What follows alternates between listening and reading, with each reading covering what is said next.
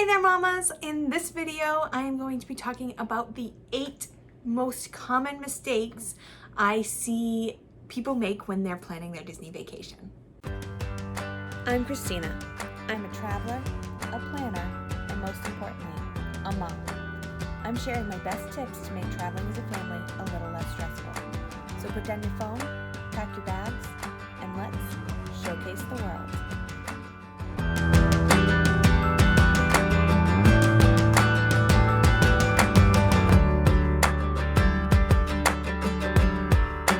So I've been planning Disney vacations professionally for 5 years now, and I have been a Disney fan my whole life. So I've definitely heard a lot about people's Disney vacations.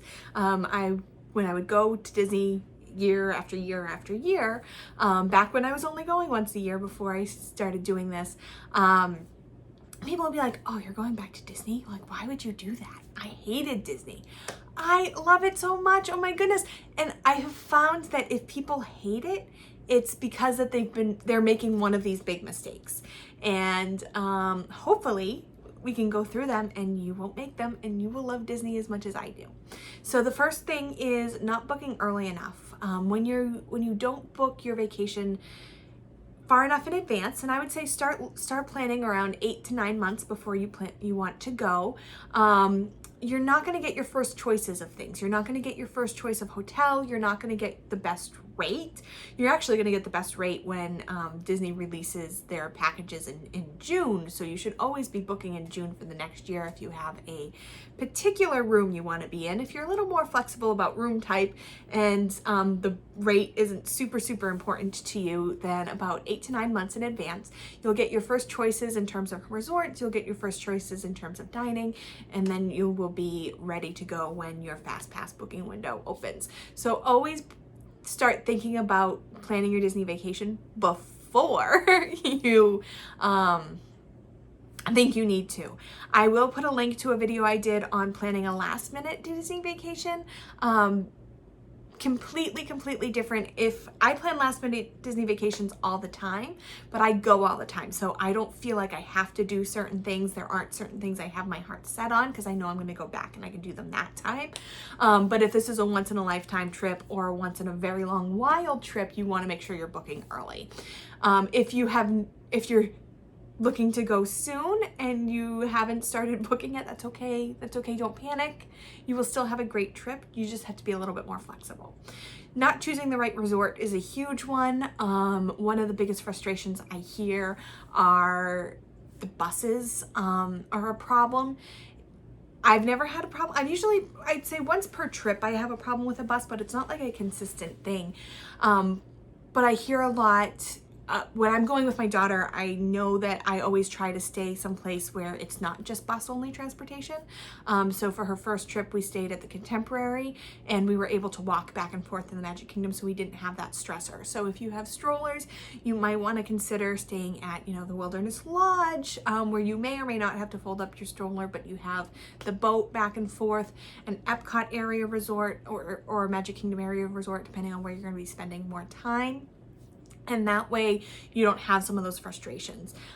If I remember being a kid and my parents booked the Grand Floridian because it was supposed to be the best, and my friends were staying at the Caribbean Beach Resort, and I just wanted to play with them at their pool, in their playground, even though my parents had spent a whole lot more money. So it's not just spending more money to get the right resort, it's finding the right resort that fits your family and your interests.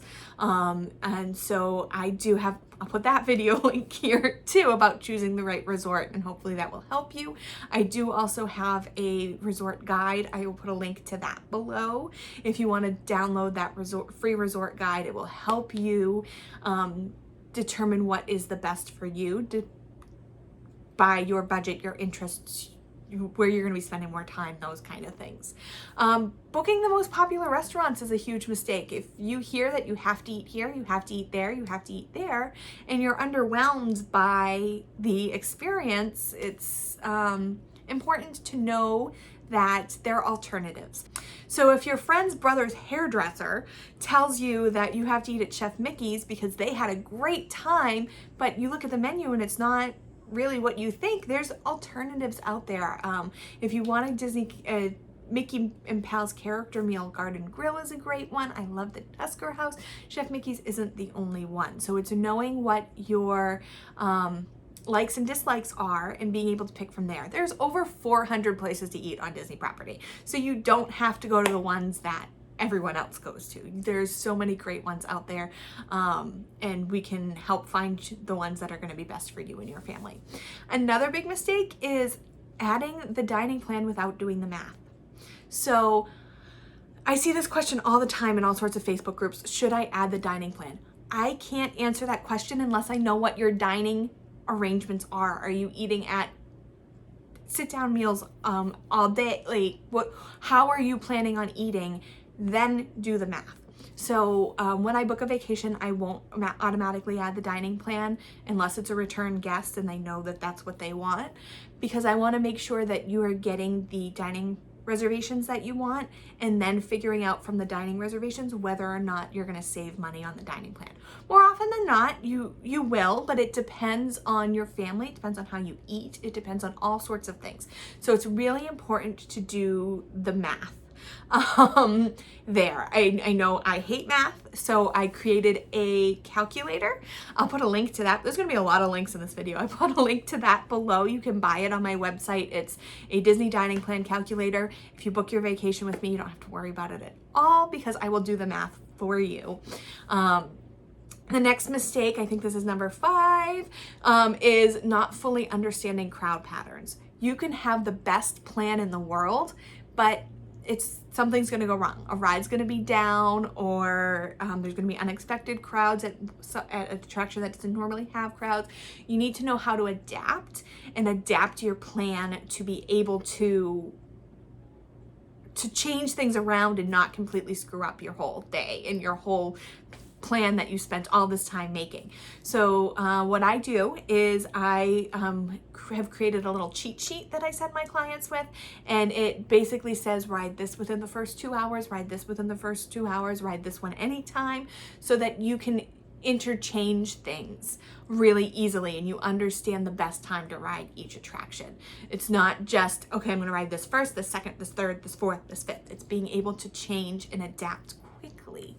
And that way too, if something happens and a ride's down, you roll with it. It's not disappointing, right? So you don't want to let something ruin your vacation just because something doesn't go according to plan. You want to be really flexible, and you want to know a little bit about how things work so that you're able to have that flexibility and still make the most out of your time. That kind of goes to trying to do too much. You can't do everything. I know you're gonna try, but you can't do everything. I go 2 or 3 times a year. I've gone every year for the past 15 years, and I have not done everything. I just haven't. You just can't do everything. There are some attractions I've never ridden. There's certainly places I haven't eaten because there's over 400 and I haven't been there enough. But you're not going to be able to do everything in one trip. It's a once in a lifetime trip, or it's a once in a very long time trip. I get that, but you're not going to be able to do everything. So you're going to need to pick and choose what's important to you. Are getting certain dining reservations more important to you, or riding certain attractions more important to you? Don't try to do too much. The moments I remember of all of my Disney vacations are the unplanned moments, or the moments in between things, or waiting in line with my family, or an unexpected character experience when they just kind of walk up because you're standing there and enjoying something. The little details. You want to make sure that you leave enough flexibility for spontaneity and to enjoy what's going on around you. You don't want to be rushing from one place to another and just not soaking in the magic, right? Another mistake is to not pack essentials. You're gonna blow your souvenir budget on things like water and ponchos and things that you need that you could have easily taken care of beforehand. If you're driving, you pack some water in your car. If you're flying, I always get groceries delivered to my resort. I get a case of water, I get some breakfast bars, and just some things so that not only make it easier, but to save a little bit of money, because water bottles are like $4 a piece, whereas you can just buy the whole case for $12, right?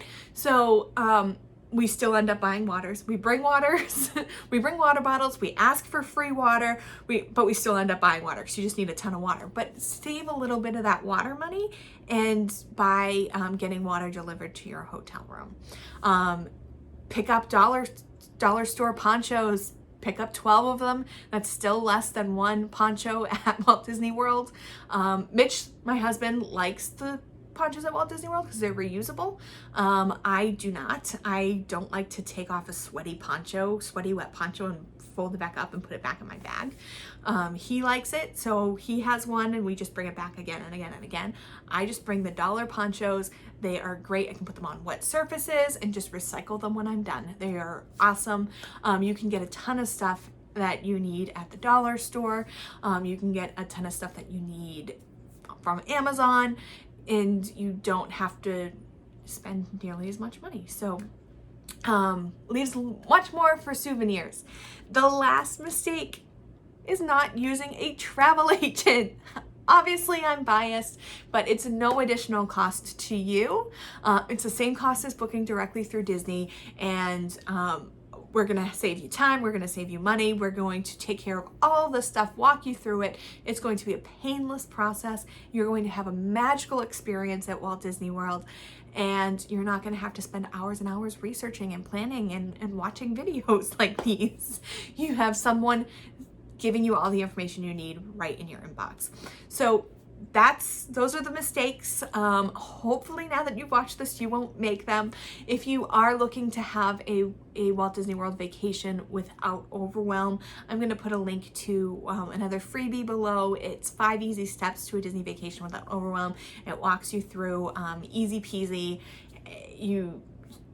Principal timeline. It just breaks everything down for you. Super, super easy. So go get that. Again, I'll put the link below. Go get that. Hit the bell, subscribe so that you can get more of these videos. And I hope that you remember to take a break from the busy. Need help planning your next family vacation? Visit us at showcasetheworld.com to request a quote or schedule a free vacation consultation. Want more great travel tips? You'll find those there too.